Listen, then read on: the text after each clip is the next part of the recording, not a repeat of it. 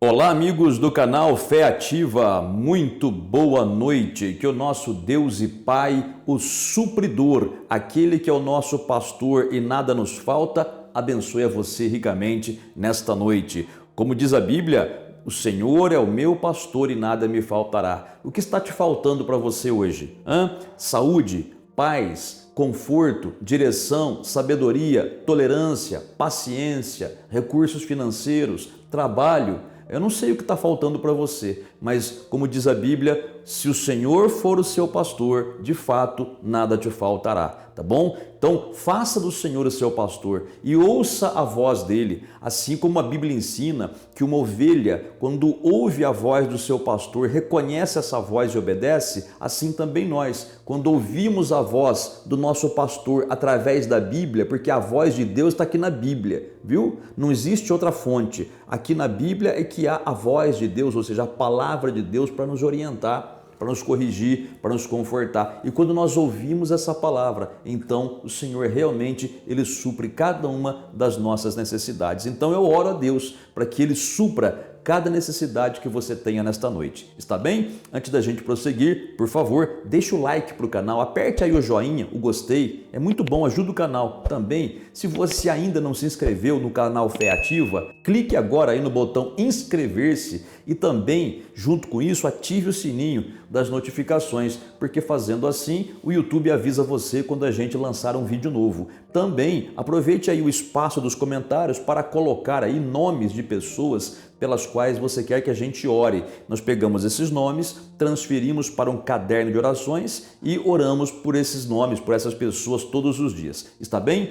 Olha que direção que o Espírito Santo deu para aquela igreja, para aquela comunidade dos hebreus e também para a igreja de hoje. Porque é uma carta inspirada pelo Espírito Santo, ela serve para todos os crentes de qualquer época. E olha a direção que o Senhor dá para a gente.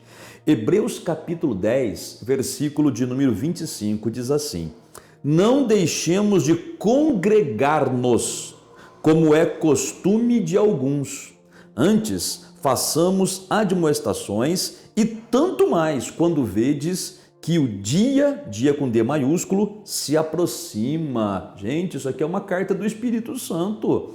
Ele começa dizendo assim, ó, não deixemos de congregar-nos, como é costume de alguns. Ou seja, o que é congregar? É se reunir, é se juntar, é se reunir numa reunião de crentes para buscar a Deus, né? Ou seja, é estar na igreja, né? A igreja, o templo, né? Ele é o local onde os crentes se reúnem, é o melhor lugar que tem, né? Então ele fala, não deixemos de congregar, de nos reunir em nome do Senhor Jesus. Não deixemos, quer dizer, temos que nos reunir. E aí ele explica, como é costume de alguns. Olha, há quase 2000 anos essa carta foi escrita e já naquela época tinha gente que não frequentava a igreja. Tinha gente que não se locomovia até o local de reunião. Quando eu falo igreja, quer dizer o local onde o pessoal se reúne para buscar a Deus. Já naquela época havia os, entre aspas, desigrejados, aqueles que não gostam de igreja, aqueles que criticam a igreja, né? Aqueles que porque tiveram uma decepção qualquer com o irmão, com o pastor, né? Aqueles que discordaram da bronca que o pastor deu, ou da correção que o pastor deu, ou da pregação que o pastor fez, né? Aqueles que se desentenderam com irmãos, ou aqueles até mesmo que não têm nem mesmo amor no coração para tolerar os defeitos dos outros. Gente, porque todos nós temos defeitos, não é verdade? Então tem pessoa que, quando vai na igreja, vê o defeito de um de outro, já desanima e não vai mais na igreja. O Espírito Santo está dizendo para não fazer isso. É necessário ir na igreja, mas quando você vai na igreja, sabe o que você tem que fazer? Você tem que ir com o objetivo de olhar para Jesus, não para as pessoas do lado. As pessoas do lado, você ama elas, você seja amável com elas, não é? Ore por elas, deseje o melhor para elas, ajude-as se você puder, não olhe para os defeitos de ninguém, porque nós também temos os nossos, olhe só para a pregação da palavra, não é? Ore por todos, ore pela sua casa, pela sua vida, escuta a palavra de Deus na igreja, não é? E edifica a sua fé e vai embora para casa abençoado. A vantagem de estar na igreja, gente, é justamente essa. Na igreja você aprende, não é? Você tem que ficar sentado lá ouvindo a palavra, não pode desviar a atenção, não é verdade? Na igreja você tem a instrução, tem o ensinamento. É isso que a Bíblia ensina, não é? Na igreja você tem comunhão, você tem atendimento, você tem aconselhamento. Na igreja você participa da Santa Ceia. Na igreja, se for o caso, e se você quiser, você recebe a unção com óleo no caso de enfermidades, né? Na igreja você busca um conselho de um amigo, de um pastor, de um obreiro que está lá para te atender. Na igreja você pode orar com mais liberdade, não é? Tem tudo isso daí. Por isso que o escritor de Hebreus diz para a gente não deixar de se congregar. Por isso, gente, que quem não frequenta a igreja, podendo e não frequenta, e arruma desculpa para não ir, está pecando. Porque Deus fala para não deixar de se congregar. Em outras palavras, ele diz assim, ó, é para congregar, não é para ficar em casa, tá? É para congregar, para estar indo ao local de reunião. É isso que o Espírito Santo orienta, tá bem? Então, nunca se deixe contaminar pela frieza ou pela dureza de coração daqueles que não frequentam a igreja, por favor, tá bem? Para o seu próprio benefício. Agora, há aqueles que não frequentam a igreja porque não podem, é diferente. Então, uma pessoa acamada, uma pessoa doente, uma pessoa que mora muito longe, tem dificuldade de se locomover, uma pessoa que trabalha, tem um horário, uma carga de trabalho e um turno de trabalho muito difícil, que dá para ir na igreja muito pouco, aí é compreensível. Então a pessoa não vai, não se reúne, não se congrega devido a causas de força maior, né? Então não é que a pessoa não quer, é que a pessoa não pode, né? Agora, o normal é a pessoa estar na igreja, tá bem? Então não faça como é o costume de alguns, que não vão à igreja. Pelo contrário, vá você à igreja. E quando for na igreja, repito, e pôs o pé dentro da igreja, faz favor de se concentrar na pregação da palavra do Senhor, né? Como diz a Bíblia, examina todas as coisas, retém o que é bom, sai alimentado da igreja. Se o Senhor na palavra te corrigir, dê glória a Deus, porque o Pai que ama corrige mesmo, tá? Se na palavra te exortar a fazer alguma coisa, faça. E se na pregação da palavra você for confirmado, né, com algo que você está sentindo ou com algo que você está fazendo, dê glória a Deus também, porque é a confirmação do Senhor. Está bem? Só que o versículo não termina aí. Ele fala assim, ó: antes façamos admoestações, e tanto mais quanto vedes que o dia com D maiúsculo, se aproxima. Ou seja, ele fala assim, ó, gente, vamos alertar as pessoas para irem à igreja, ainda mais porque o dia se aproxima. Mas de qual dia ele está falando? Aqui o autor da carta aos Hebreus se refere quando ele diz que o dia se aproxima. Sabe qual é o dia? O dia da volta do Senhor Jesus. Sabe disso? Quando Jesus voltar, ele vai arrebatar a igreja. Arrebatar quer dizer levar. A igreja, não o templo, não a denominação, tá? Mas ele vai levar para o céu os crentes fiéis do mundo inteiro. Tanto aqueles que já estiverem mortos, porque eles vão ressuscitar nesse dia, e os que estiverem vivos no dia da volta de Jesus, eles vão subindo e sendo já transformados para estarem na presença do Pai. Agora, imediatamente, seguindo a este fato do arrebatamento, começa a grande tribulação aqui nessa terra. A tribulação, aquela que fala que haverá um período de 7 anos, uma tribulação como nunca houve antes na história da terra. Uma tribulação demoníaca, com a permissão de Deus, sim, para juízo, né? Então haverá a grande tribulação. Como a igreja terá sido arrebatada, ela não vai estar aqui na terra participando da tribulação. Agora, os infiéis vão estar aqui nessa terra, e também crentes desviados, crentes que não vigiaram, crentes que vivem no pecado, vão ficar. O período da tribulação é de 7 anos, divididos em 2 fases. Nos 3 primeiros anos e meio, o anticristo surge, não se revela como anticristo, mas já começa a fazer a manipulação que ele quer fazer, tá? Na metade dos 7 anos, o anticristo se revela como anticristo e começa uma das maiores perseguições aos judeus e também às pessoas que vierem a se converter nessa terra. Gente, vai ser um período de perseguição, de destruição, de tragédias, de desastres naturais nunca antes visto na história da terra. Vai ser um período medonho. Não queira ficar. Só que aqui em Hebreus está dizendo que este dia se aproxima. Agora raciocina comigo. Essa carta aos Hebreus foi escrita há quase 2000 anos. Se naquela época O autor aqui já estava dizendo que o dia estava próximo. Imagina hoje, 2000 anos depois. O dia tá batendo as portas, gente. Por isso que o autor fala, vá para a igreja, porque é na igreja que você deixa a sua fé se aquecer. É na igreja que o pastor fica lá, pregando a palavra, ensinando, corrigindo, para que você viva uma vida piedosa diante de Deus. Para que você seja exortado na igreja a não viver como o mundo vive. Não viver no pecado, na prostituição, no adultério, um crente vivendo errado, gente. Se Jesus voltar naquele momento, ele fica. Então, por favor, abra os seus olhos, vigia. O tempo se aproxima. Se você frequenta a igreja, continue firme.